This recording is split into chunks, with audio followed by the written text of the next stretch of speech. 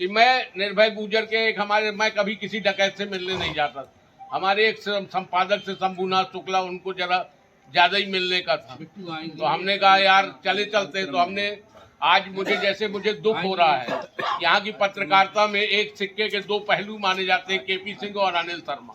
आज केपी सिंह किसी कारण से बाहर है, तो मुझे इस बात का कष्ट हो रहा है कि वो होते तो और अच्छा लगता। खैर, तो वहाँ गए हम निर्भय गुर्जर के यहाँ। निर्भय गुर्जर जो था, ऐसे पूरी असलहा लगा हुआ और सब सामान, भाई साहब मिठाई, अखबार, सब कुछ। हमने कहा ये सब कैसे आ जाता है? तो उन्होंने कहा 1 रुपए का 9 रुपए देते हैं हम, 5 रुपए का अखबार मिलता है, 45 रुपए का हम लेते हैं। तो हमने कहा ठीक है। फिर धीरे धीरे बात होती गई, तो उसने मजाक कर दिया हमारे साथ, नीलम ने।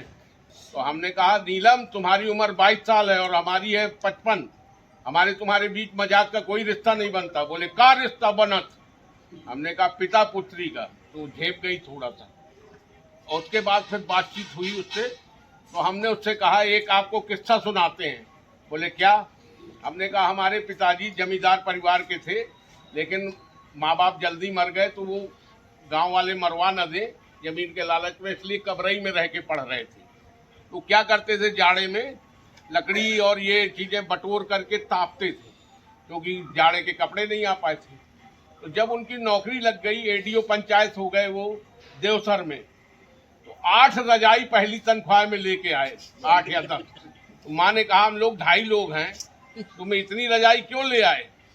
तो बोले मैंने वो दिन देखे हैं कि जब कैसे हमने जाड़ा काटा है, ये उन लड़कों को दे देंगे जो बेचारे पढ़ने के लिए गांव में। फिर वो साइकिल में लेके रजाई जाते थे, फिर लड़कों को देते थे।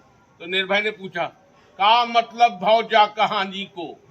तो हमने कहा इसका मतलब ये है कि जो लोग अभाव में जीते हैं और जब संपन्न हो जाते हैं, तो उनकी कोशिश होती है कि वो दूसरे को अभाव में न रहने दें। तो हमने कहा तुम्हें बचपन में क्या कहते?